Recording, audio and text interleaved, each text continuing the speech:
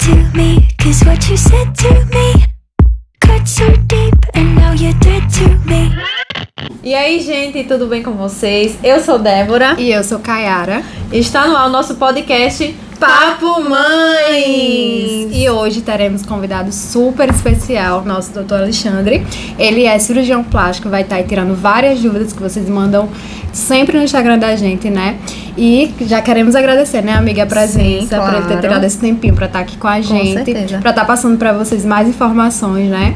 Tirando Seja as muito dúvidas. bem-vindo. Ei, mas antes de eu fazer as perguntinhas aqui que vocês colocaram lá na caixinha de pergunta no Instagram, eu vou pedir só um favorzinho a vocês pra se inscrever no Por canal, favor, né, clicar no gente? sininho, encaminhar pra sua amiga que tem dúvidas, né, sobre cirurgias plásticas, Em geral. em tudo, e ele vai estar aqui respondendo. Seja bem-vindo, viu, doutor? Muito obrigado, meninas. É com muito prazer que eu aceito esse convite de vocês. Acho esse podcast sensacional. Ai, obrigada. E a gente tem um momento que poder esclarecer dúvidas para as mães, para as meninas que acompanham vocês, vai ser sensacional. Muito obrigado. Muito obrigado. Débora vai começar com a primeira pergunta. A gente selecionou algumas. Sim. Foram muitas, Nossa. né? Então foi bem difícil a gente escolher. Foi bem difícil selecionar, porque tem perguntas muito interessantes. Legais demais. Se der tempo, a gente vai a encaixando, gente né? vai encaixando. Vamos lá. Uma seguidora perguntou: qual a diferença entre prótese por cima do músculo e por baixo do músculo? Perfeito, Débora. Isso é uma pergunta recorrente nos consultórios, né? Assim, na verdade, a principal diferença é onde a prótese vai se localizar. Esse é o principal ponto. E isso quem vai determinar é a técnica escolhida pelo cirurgião. Não existe, isso é muito bom explicar, não existe técnica perfeita. Cada pessoa se aplica para uma técnica e cada cirurgião escolhe até aquela técnica correta. Pode ser que a técnica que a gente decida usar em você seja a por cima do músculo. Pode ser que a que eu queira usar em Kayara fosse embaixo do músculo. Então isso é muito individualizado. Eu acho que vale muito a pena a gente frisar que não existe técnica perfeita. Então Entendi. por isso que a consulta é tão importante para essa individualização. Justamente. Chegar assim, eu quero a técnica do mesmo jeito dela. Kayara, Não vai, é. né? Não vai existir. Que eu né? acho que acontece muito no Instagram, né? Quando a gente começa a postar os resultados, as pessoas vão, quero ficar igual de Kayara, né? Ou que nem o de Débora. Perfeito, Então, assim, é isso mesmo. A rede social, ela tem essa Influência, questão, né? não tenha dúvida, muita influência. Ela tem essa questão positiva de trazer os resultados, mas às vezes confunde um pouco as pacientes. né? E é aquilo que eu reforço, que talvez seja bom para Kayara ou foi bom, talvez não se encaixe no seu caso. Amigo, é verdade. Mas eu acho que a grande questão da dúvida da sua seguidora é mais realmente o posicionamento da prótese. Pronto, entendi. Respondido. Outra pergunta que eu achei muito interessante, né? Que hoje em dia estão se usando muito essa técnica, que é explicação sobre a TEC R24 no silicone. Certo. O R24R, na verdade, é uma marca registrada de um cirurgião do Sul. Essa técnica, especificamente, foi criada por John Tabatz. É uma técnica chamada Dual Plane. John Tabatz é um cirurgião americano que há 25 anos, mais ou menos, ele começou a perceber a possibilidade de uso da técnica Dual Plane, que ela consiste que parte do músculo, parte da prótese fica embaixo do músculo e parte fora do músculo. Isso permite, por umas questões técnicas que eu acho que nem vale a pena explicar, você realizar uma mobilização precoce, uma mobilização mais rápida dos movimentos, como talvez pegar o seu bebezinho de até 9 quilos no colo, você sair para jantar à noite. Mas logo após a cirurgia. Então, a ideia é isso, a ideia é essa. Não, às vezes a gente consegue aplicar a todo mundo, às vezes algumas pessoas sentem um pouquinho mais de dor. Então não é uma regra, né? Como na medicina não existe muito uma regra. Mas essa técnica de John Tabatz, ela permite sim essa movimentação dos braços mais rápida. Essa é a grande questão. Porém, isso não significa que você vai estar pronta para ir para uma balada ou para fazer exercício em pouco tempo. Você tem que seguir um protocolo correto para que seu resultado seja o melhor possível. Você evite hematomas, que é uma complicação de quem faz atividade antes do tempo. Então essa técnica ela existe, ela permite, é uma técnica criada por um americano há muito tempo e agora se difundiu bem no Brasil, está muito na moda por essa terminologia que você que você falou. Eu vejo que tem muita Perfeito, gente que faz essa técnica. E a questão da dependência, né? Que a gente depende muito de outra pessoa. Porque na técnica normal você não pode, né? Tá levantando tem uma pessoa tudo que pra- tem que escovar os dentes, pentear o cabelo. Isso, você tem uma certa limitação, lógico, mas assim, a técnica de recuperação precoce, de recuperação rápida, ela de fato permite uma liberdade maior para a paciente dirigir, mas tudo muito Tudo não muito extrapolia, né? Como diz o sem ditado. estipulias, exatamente, para que a pessoa... É uma cirurgia, gente. É uma cirurgia. A gente tem que verdade. levar em consideração isso, por mais que seja segura, por mais rápido, por mais simples entre aspas, é uma E cirurgia. eu lembro quando eu fiz a minha e eu comecei a trabalhar por volta de 7 dias, já uma semana, e os comentários. Menina, que menina Sempre, louca. é doida, já tá trabalhando, não sei o que, mas foi super tranquilo mesmo. Exato, cara. mas assim, E a minha, lembrando... lembrando que a minha foi essa técnica. Isso, mas aí lembrando que você seguiu tudo direitinho, se comportou nesses 7 dias, fez todo o protocolo correto e realmente você tinha condições de estar trabalhando porque você estava segura. Abrindo um parênteses aqui, a pessoa que faz atividade física já ajuda na recuperação também, né? Atividade física, ela é super importante Quem na já recuperação. tem a prática. Ah, perfeito. Sim. Uma paciente, acho que para toda cirurgia, aquela paciente que já chega com um condicionamento físico adequado, ela normalmente ela tem uma recuperação melhor. Sempre. Agora é a minha, né, amiga? Não, amiga. Ai, Eu tem TDAH, gente. gente. Se acostumem. Vamos lá, uma pergunta super interessante. Eu vou perguntar isso aqui, mas eu quero que você também explique outra coisa. Porque no meu caso... Peraí. A seguidora, ela amamentou 2 vezes. Então, ela engravidou 2 vezes e amamentou as 2 vezes com prótese. E ela perguntou se tem que trocar depois da amamentação, depois disso. É necessário trocar? Porque, assim, no meu caso... No caso dela, ela conseguiu amamentar, né? E eu não consegui. Então, eu queria que você respondesse essas 2 perguntas. Tá, perfeito. 2 em 1. Normalmente, a prótese ela não é uma contraindicação à amamentação. Sim. Infelizmente, em alguns casos, às vezes por uma diminuição do tecido mamário, porque a prótese tem esse efeito, ela diminui um pouco o tecido mamário, pode ter atrapalhado, no seu caso, as gestações. Mas prótese e gestação não significa que você não vai poder amamentar. Sim. Se você já tem uma prótese prévia. Não é uma regra, tá certo? Infelizmente você não pôde, mas por uma razão é uma exceção, certo? Quando a gente tem, você tem prótese e você engravida, normalmente o tecido mamário ele aumenta de volume, né? Além de que alguma das mães podem engordar um pouco mais do que aquilo preconizado, que mais ou menos 1,5 quilo por mês. Não é? E o que é que pode ocorrer? Essa questão do aumento do volume mamário e depois a diminuição pode trazer uma alteração de pele que pode gerar uma flacidez, certo? Perfeito? Essa flacidez é totalmente normal, vai depender o quanto isso vai lhe incomodar. A prótese necessariamente não precisa ser trocada. Se é uma prótese dessa geração, das últimas gerações, em que você não vai trocar como era antigamente, com 10 anos e tal, vai depender muito do seu gosto. A princípio você não tem obrigação de trocar, Sim. mas normalmente, em muitos casos, você precisa fazer um ajuste de pele, que foi essa pele que aumentou e diminuiu. É a minha. Eu Isso. sinto que, tipo assim, Que tá um pouco. folgou aqui. Entendi. É como se foi a frase talvez muito bem colocada. Ficou uma folga, né? Digamos assim. E aí a gente precisa fazer É um como ajuste se de a pele. pele estivesse sobrando. Porque como tipo ela assim, esticou cabia mais. É como se, nossa, cabia mais uma prótese maior. talvez, Mas isso foi como um efeito de uma bola de encher, né? Você ficou Isso. túrgido, encheu e depois secou, então aquilo ali gera aquela flacidez de pele. Entendi. Tá aí. Perfeito. Perfeito, eu amei a resposta. Vamos pra próxima. Olha, amiga. A próxima é possível um bom resultado em mastopexia sem prótese em seios flácidos?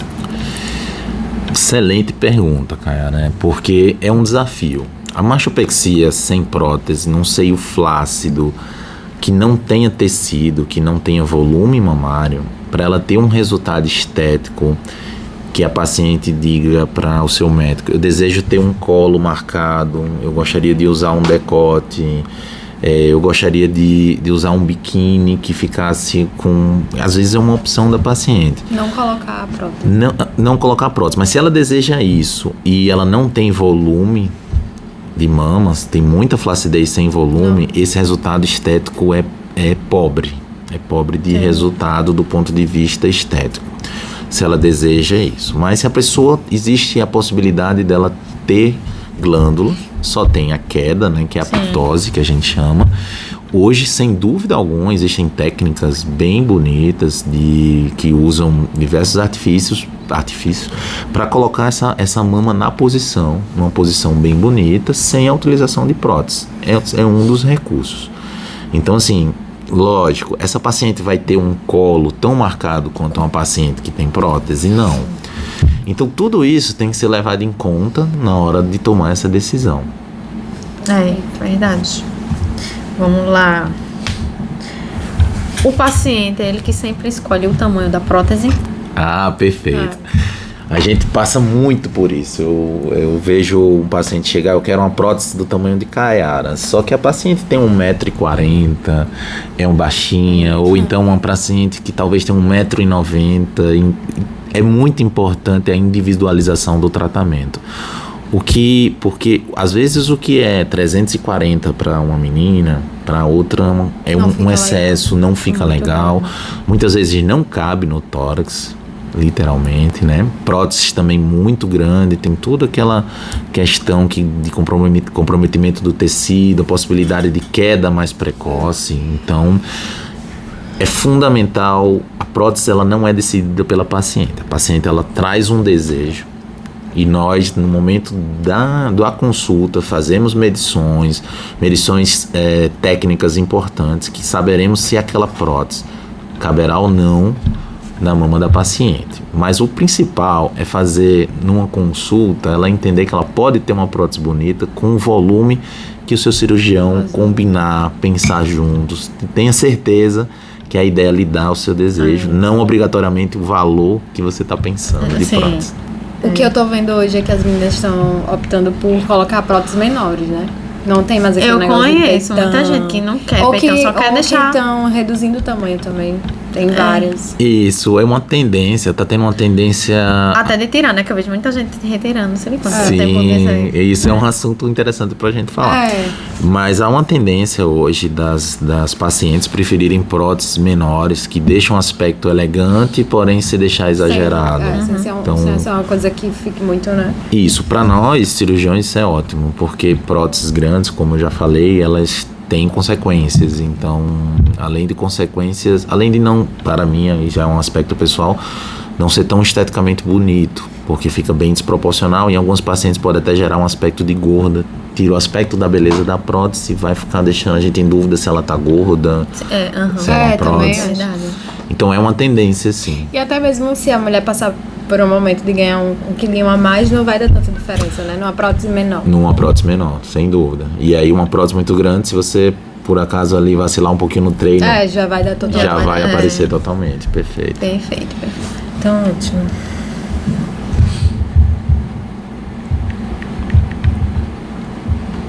Temos quanto tempo? Temos muito tempo. Muito tempo, né? Coisa boa. Fiquem à vontade, pode perguntar, conversar o que quiser. Essa pergunta eu achei super interessante, né? Qual a maior queixa das mães no consultório médico? Das mães depois da gravidez, a maior queixa. E se a paciente pode escolher qualquer tamanho. Eu já respondi. Já respondeu. Ela fez desenho, mas também. qual a maior queixa das mães pós-gravidez? Perfeito. O que você mais... Esse assunto eu adoro falar, sabe, Kayara? Assim, é muito bom você ter no seu consultório, no dia a dia, muitas mães batalhadoras que cuidaram seus filhos e agora chegou o momento delas, né? Muitas vezes elas tiveram gestações que foram em que elas engordaram um pouco a mais, em que fizeram barrigas muito grandes e o principal problema no pós-operatório, na consulta pré-operatória de queixa, normalmente é a flacidez abdominal gerada pela gestação, principalmente em pacientes que não treinavam previamente, assim, não se prepararam tão bem fisicamente para essa gestação, e a queda das mamas. É quase 100% dos casos. Então, muito bom conversar com essas mães que vêm agora e deixam aquele momento para elas. Então, assim, é o momento delas se cuidarem, é o momento agora os filhos já estão numa fase em que elas podem dar atenção para elas e ficarem super bem, super lindas e voltarem a se sentir bem. A questão da autoestima. Mexe, assim. Ainda mais depois da pessoa ser mãe, né? Eu vou assim, caramba, não era assim. Eu quero ajeitar. Né? Mas assim, eu vejo que ainda não tá no tempo, ele ainda é um bebezinho, eu quero dar mais atenção, mas vai chegar um momento, né, de se cuidar de novo. Sem dúvida, vai chegar esse momento e vai ser muito bom, mas a ideia é essa, tem a fase de ser mãe, tem a fase de se dedicar àquele momento. Logo, o bebezinho dela tem 6 meses, eu disse, ela é muito novinha. É tem muito. 6 meses, é bem ele ainda é totalmente dependente, né? Totalmente dependente. E nem seria uma hora boa de fazer nenhuma cirurgia plástica, não aconselhável agora, né? Sim, entrando, né? Qual seria o tempo, assim, dela pra depois de pós-parto? Perfeito. Pra fazer? No mínimo, eu aconselho num pós-parto esperar pelo menos um ano para a questão de mexer na abdominoplastia, porque o corpo vai se remodelando, ficando bem. Primeira dica que eu sempre falo é decidir se a gente vai ter mais filhos ou não. Pronto, a dúvida. Vixe, gente. Legal. Semana passada a gente tava discutindo exatamente sobre isso. Porque eu disse, e vai lá, eu ajeito os peitos, faço uma lipo, aí vou e tenho vontade de ter filho de novo. E aí? Pois é, e aí a gente vai passar por um processo novamente em que será uma incógnita, né? Porque assim, às vezes você pode fazer esse procedimento, seu bebê agora tem 6 meses, e vai que você daqui a 10 é muito jovem, vai daqui a 10 anos você quer ter outro filho. É possível. Sem dúvida, mas aí você vai ter que ter aquele hábito de mudança de vida, tudo que você pensou mantido, vai estar no peso. Há uma chance de você não perder o resultado da sua cirurgia. Sim. Porém, se a gente fugir um pouquinho disso aí, engordar um pouquinho a mais, talvez precise haver pequenos ajustes depois dessa segunda gestação. Então, basicamente, depende do corpo. Depende do corpo, com certeza o corpo é fundamental no sentido de o comportamento de cada paciente, né? Quanto ele vai engordar, como ele se manteve nesse pós-operatório, se ele cuidou do resultado, se manteve o resultado. Eu prefiro, lógico, o ideal era se você pudesse definir a sua prole, definir quantos bebês com sua família. E é o ideal. E depois sim fazer sua cirurgia plástica para fazer uma cirurgia plástica definitiva. Eu também penso assim, mas eu tenho muita dúvida. É um caso a se pensar. Mas é muito comum essa dúvida, acontece. Logo, muito nova, né, gente? Só tenho 23. Muito nova. Mas o que eu falo muito é assim, a gente precisa hoje, a pandemia veio um pouco para mostrar isso, que a gente tem que viver bem. Não adianta se você estiver se sentindo mal e você não sabe ou não se vai querer ter outro filho, você tem que investir em você, na minha opinião. Sim. Porque hoje a gente precisa investir na gente, viver, e se você vier a ter outro filho, aí vai ser um outro processo. Mas a gente tem que pensar na qualidade de vida e no nosso bem-estar. É verdade. Vamos lá. Entrando, já que a gente tá falando em abdominoplastia, qual a diferença entre lipo-LED e a lipoaspiração? Isso, esse conceito sempre é muito confuso na cabeça de todo mundo, né? Não sei, eu não entendo também não. Né? Perfeito. Então eu vou explicar, pessoal. Seguinte, a lipoaspiração, de uma maneira geral, é um procedimento muito antigo. Não é um procedimento recente e ele foi evoluindo de técnicas, né? E a lipoaspiração, assim como todas as cirurgias, foi muito estudada. Hoje, o pai da cirurgia, da lipoaspiração, LED, HD, vamos lá, todos Ultra HD. Ultra HD, né? Tem a outra. Todo o princípio, todo mundo ele veio pro Dr. Alfredo Royos. Alfredo Royos é um cirurgião plástico renomado que trouxe os conceitos de lipoaspiração de definição, que é o conceito que se encaixa em ultra definição, pequena definição, média definição, LED. Tudo é uma lipo de definição. Aí você vai dizer, mas qual é a diferença da outra lipoaspiração? Normalmente a outra lipoaspiração, a mais tradicional, visava apenas retirar a camada de gordura profunda, de uma maneira uniforme. Esse era o princípio. Isso acarretava o quê? Acarretava que a gente não conseguia expor a beleza feminina por baixo dessa gordura, porque a beleza da lipoaspiração, ela tá no momento que a gente consegue expor regiões de sombras, relevos, Sim, em que eu acho lindo. isso, em que você consegue ver um abdômen dinâmico. Isso é a grande questão da lipo. E a lipo se torna muito natural. Natural no sentido de que você fica com um resultado que, lógico, você precisa estar bem fisicamente. Você precisa estar treinando para esse resultado aparecer. Mas a gente consegue expor, consegue tirar aquela camada de gordura que está atrapalhando aquele treino que está ali por baixo. A gente consegue esculpir, consegue fazer a mobilização de gordura dos cantos onde não deveria estar, para locais como o glúteo, conseguindo um formato mais bonito, um contorno, uma harmonia. Essa é a grande questão. E como a gente consegue isso hoje com grande qualidade, né?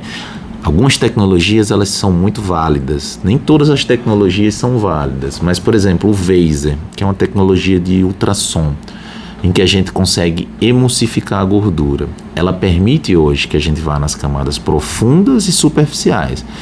E aí eu consigo o quê? Consigo que nas regiões que a gente precise fazer áreas de sombra, onde você já tem um local bonito, aquelas curvinhas, a gente possa aspirar com maior detalhe. Ou seja, é o aperfeiçoamento, né? Sim. Que tem gente que aperfeiçoamento. que fala, você não precisava, mas só a gente sabe, né? E é o que ele falou, se tá bonito, por que não melhorar, né? Exato, perfeito. Sobre. Mas assim, então só para reforçar com vocês, é muito mais uma questão conceitual de marketing, mas o princípio é o mesmo. O princípio da lipoaspiração é a retirada de gordura, e aí você pode manejar ela de uma maneira de definição, com tecnologias associadas, e lhe dar um determinado tipo de resultado, mas fazer da forma natural, profunda, que na minha opinião hoje eu não consigo mais fazer pelo passado, como no passado, tendo em vista a possibilidade do resultado de uma lipoaspiração de maior qualidade, de uso de tecnologia, de maior segurança, que é importante. Com certeza você vai ouvir algumas mamães reclamando que fizeram lipos em que ficaram muito roxas, muito doloridas, não é? Já viu isso.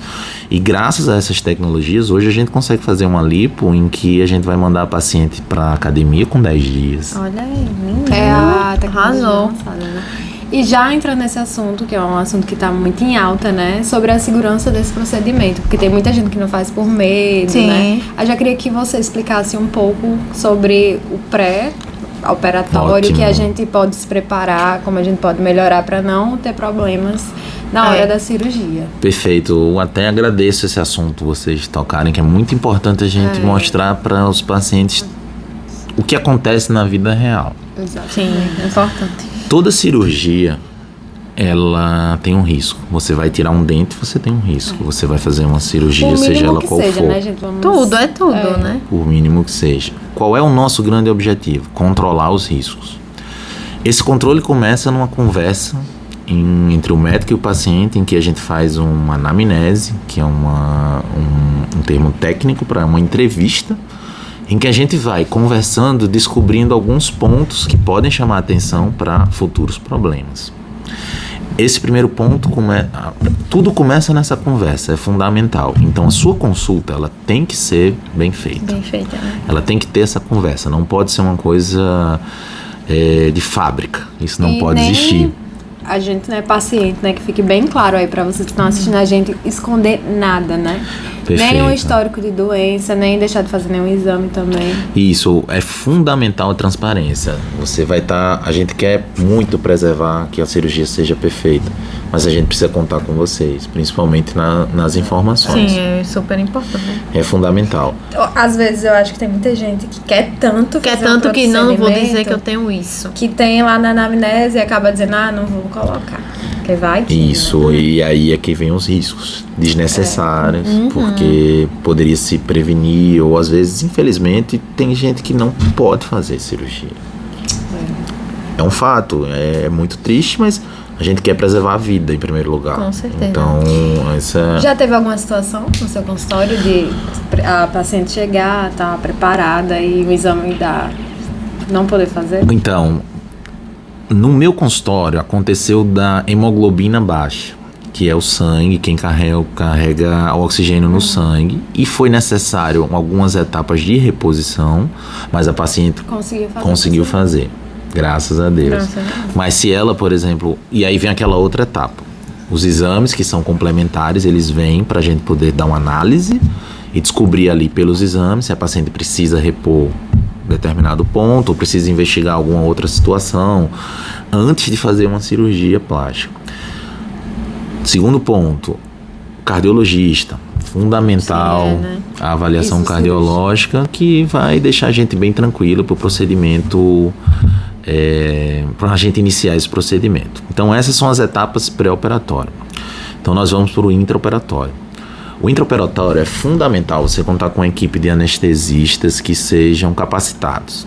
Então eles vão estar, assim como a gente, o tempo todo preocupado na sua temperatura, na sua hidratação, o soro que corre pelas suas veias, ele ser um soro aquecido. E é incrível de ter Mas é super incrível rápido. porque você fecha o olho, acorda, Tá com o peito.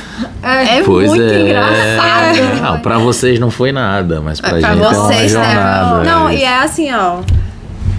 Pra mim foi. É. E é engraçado, você vai dormir agora. Isso.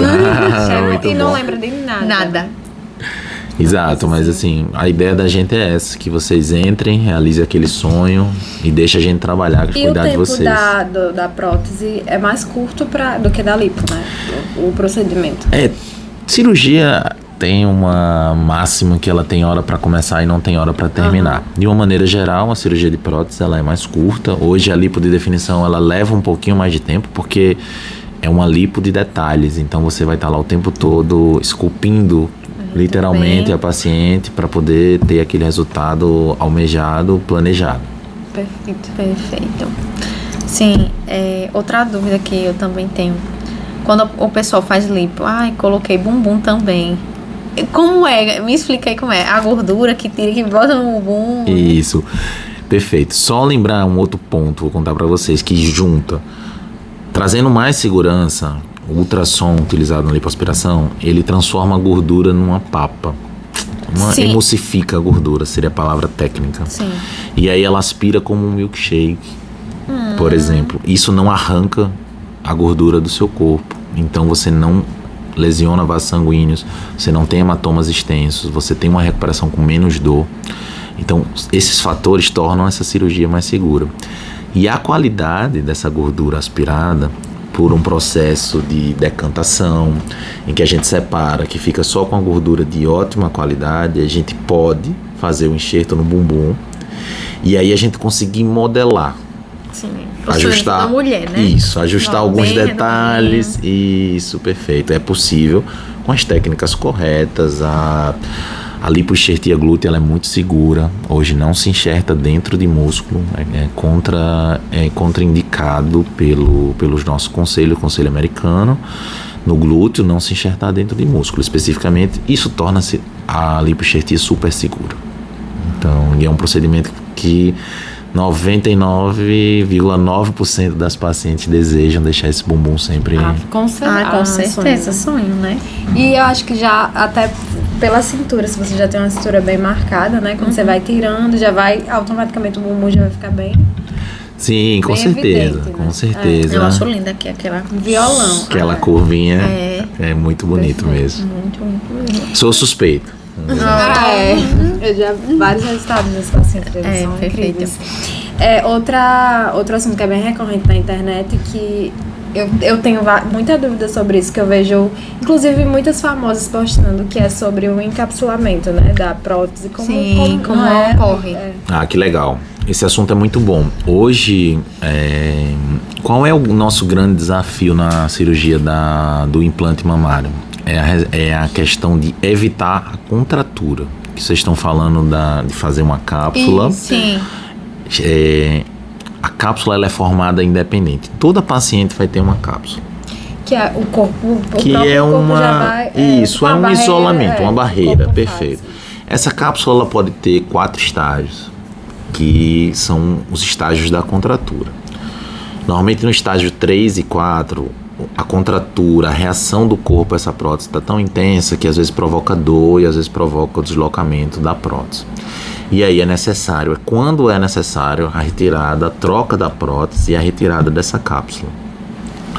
Porém, meninas, cirurgia plástica também é feita de muito estudo. Preocupado com isso, vários cirurgiões do mundo foram coletando dados que poderiam evitar essa contratura. Então hoje, creio que 100% dos cirurgiões seguem ou deveriam seguir os passos de prevenção para contratura, que eles existem, são descritos. Então assim, a gente está operando é igual um piloto quando está fazendo o seu plano de voo. A gente tem aqueles passos a seguir e a gente segue e a instrumentadora ou auxiliar vai dando uma conferida. E vocês vão dizer, que passos são esses? Eu vou dar uns exemplos simples. Por exemplo, o cirurgião, na hora de colocar a prótese, ele troca a luva, coloca uma luva nova e lava essa luva com antibiótico. O local onde a prótese vai ficar, ela é limpa com a solução antibiótica. A cirurgia, ela é sem sangue, não se deixa sangue na loja. E o mamilo da paciente é protegido previamente antes da colocação da prótese. A pele da paciente é lavada com uma solução que mata germes antes da colocação da prótese. Então, assim, para você é um segundo, pra gente é um monte de detalhes que a gente precisa seguir para evitar. Mas hoje eu não tenho dúvidas que, em relação à prótese, eu sei que existem vários temas, vários sensacionalismos em relação a isso, mas o nosso grande objetivo é evitar a contratura, que é o nosso principal problema que a gente quer evitar nas pacientes. Inclusive, já vi, eu tenho uma pessoa que eu conheço que que ficou com a prótese marcada. Tipo, a pele ficou tipo um relevozinho assim. Certo. Ela tipo emagreceu muito. Perfeito. Ela faz muita atividade física. E ficou com essa marcação. E ela disse que vai ter que realmente trocar. O caso dela é um pouco diferente. O que você está falando me parece uma situação chamada rippling, que é exatamente você consegue ver, por conta da perda do tecido mamário, as ondulações da prótese na pele. Pronto. E a dela é só como tá folgado, eu consigo, quando eu, tipo assim, sentada, dá pra sentir, tipo, uns... Eu sinto também na minha, mas a minha é normal, porque, tipo assim, eu sempre sentia. Porque eu tenho muito pouca o tecido, gordura. Então eu sinto perfeitamente a prótese. Você sente, mas não sente o rippling. No seu caso, você não tem rippling, exatamente. Mas é possível você sentir sim a prótese. O problema, o que eu não quero que vocês sintam é dor, contratura, rippling. É isso que é paciente. Se isso aparecer... que eu acho que muita gente tem é sobre treino pesado. Tipo, pode acontecer se a pessoa exagerar no peso, então, no treino superior. Se você seguir todas as etapas, porque a prótese de recuperação precoce, de recuperação rápida, para o exercício pesado, como o crossfit, ou que é um dos mais pesados, e uma musculação muito forte, você tem que esperar no mínimo 45 dias. No protocolo faz muito. Normalmente o esforço não vai chegar... e na medicina não existe sempre nem nunca, né? Mas normalmente não tende a ter alteração da prótese pelo esforço. O que acontece muitas vezes são traumas. E às vezes você faz um trauma na mama, seja por uma queda, seja por um chute em alguém que lute kickbox, por exemplo, e aí traumatize, pode causar uma alteração nessa prótese, uma ruptura, que não é comum. Isso tudo é incomum, mas pode acontecer. E se houver essa ruptura, assim, não tem nem perigo, né? Tipo assim, o gel sair... Isso. Hoje as próteses, elas têm um gel muito coesivo. Então, vocês com certeza já devem ter visto quando a gente abre a prótese, o gel fica preso, ele não se espalha. Então, assim, tem a indicação da troca, mas não precisa do medo ou da urgência. Tem que trocar. Mas não precisa não existe pânico. Não precisamos assim de pânico. Não precisa. Aí outra dúvida, que é uma dúvida minha, que com certeza deve ser sua também. A questão da prótese CD. Pronto, a gente coloca o silicone, ele fica aqui, Aí a gente acaba se acostumando com aquele volume aqui, ele vai cedendo, mas a minha dúvida é que se o treino, corrida, facilita Ajuda. mais. Ou se a questão de usar roupas sutiãs, Tá. roupas mais apertadas. Perfeito. Não, o que eu acho é o seguinte: existem esportes que você tá o tempo todo estimulando aquela movimentação da prótese, você pode ajudar por uma questão da pele mesmo, como corridas extensas, com treino de corridas. Eu não sou um fã em relação à corrida para prótese, sendo bem sincero, eu digo isso para todas as pacientes, não sou fã. Corridas longas, virar corredor assim, constante. Ceder um pouco a prótese é natural, porque a mama, existe um processo chamado báscula e ela acontece em todas as próteses, em todas as cirurgias de mama, em maior ou menor grau, mas a báscula existe. Então, isso é uma coisa natural. Eu sempre gosto de orientar que se você tiver com sutiã, também, lembre-se, é gravidade. Gravidade Sim. não para. Se você tiver maneiras de estar ali contra a gravidade, ajudando, lógico, vai ter o dia que você vai andar sem o sutiã para usar uma roupa que você queira, exatamente, mas eu sempre sugiro que, caso você não esteja nesse momento o tempo todo, usar o sutiã, treinar com um top adequado, para que Mais não haja tanta compressivo. movimentação, mais compressivo, e aí a gente vai garantindo esse resultado, mantendo a longo prazo. Perfeito. Outra pergunta que eu sei que tem muito no seu direct, vem muito no meu, valor. E as pessoas precisam entender que cada pessoa vai ter, né, o seu método, o valor. Isso. Não é eu chegar, valor. eu gastei 20 mil, você também vai gastar. Não, pode ser que seja menos, pode ser que seja menos. Depende de caso, Eu né? acho que quando a gente fala em investimento, né, você tem que lembrar que é um investimento, você está investindo na sua vida, né? Então, assim, e aí a sua vida não tem preço. É verdade. Então, cada profissional tem a sua maneira de valorizar o seu trabalho. Acho que tudo vai de acordo com o que é oferecido. Sim. Lembre-se, é um cuidado pré, é um cuidado durante, é um cuidado pós-operatório. Um cirurgião que está ali tem seu tempo dedicado a você e vai estar ali do seu lado. E existem muitos anos de estudo, muito cuidado. Então, assim, é necessário que ambos valorizem os seus procedimentos, tanto o paciente como o profissional. Então, assim, eu vejo muito mais uma questão de investimento em você do que especificamente custo. É Eu verdade, acho que a gente. palavra é mais por aí. Que é a autoestima da gente. Ó. Não tem preço. Não tem. Você se sentir bem. Já tem Você gente colocar uma roupa e ver que ficou melhor. lindo. Ai, meu Deus. Era o meu sonho. E eu vejo muito isso no rosto das minhas pacientes, por isso que é tão legal essa profissão, essa mudança de autoestima, a paciente chegar bem, que chegava ali cabisbaixa e agora tá ali toda bonita, vem no seu salto, se sentindo bem, em casa com os maridos, a família tá feliz, então isso não tem preço, isso, entendeu? E no meu caso, né, o seu, você, Débora, engravidou com a prótese, eu já tinha amamentado, então pra mim, assim, foi uma coisa, assim, muito... Extraordinária, né, amiga? Demais, porque você imagina. vê o antes e depois É gritante, né? Caramba, como E assim? não tem como eles, não tem preço. Não tem preço, justamente. Não tem preço. Autoestima, tudo. E é isso, né, amiga? Falta alguns minutos pra gente encerrar, infelizmente, que passa rápido, né? Passa Esse rápido. Eu momento passaria a parece noite que toda começou- conversando. Pois É um assunto muito bom, eu tenho o maior prazer de falar com isso com vocês. Eu acho que quanto mais a gente atingir, vocês têm esse poder de atingir outras mães, outras meninas, para que acho que o conhecimento fique claro, para que não se gerem dúvidas, para que não se gerem burburinhos desnecessários, assunto, comentários que não cabem também. que não são pertinentes, Isso. perfeito. E a gente poder conversar sobre isso é muito bom. E vocês aqui nessa alegria, nessa ideia nova, um projeto sensacional. Obrigada. E a gente Também. agradece mais uma vez, né, a presença, você ter tirado um Sim. tempinho do seu dia pra estar aqui. É um privilégio, viu? Tirando as dúvidas. Tirou já, um tempinho, você- veio aqui. Ah, eu que agradeço, Tão meninas. solicitado, né? Então, assim, gente, valorizem, sigam bastante o canal, assistam 1000 vezes A gente vai deixar o Instagram o Instagram dele, vocês sigam.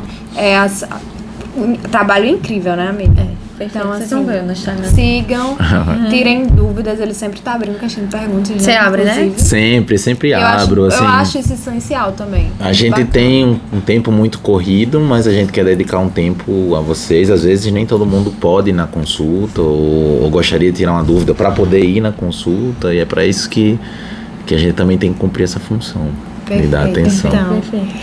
então E é isso, gente. Vamos finalizar. Muito obrigado a vocês que ficaram até o final, que se inscreveram no Por canal, né?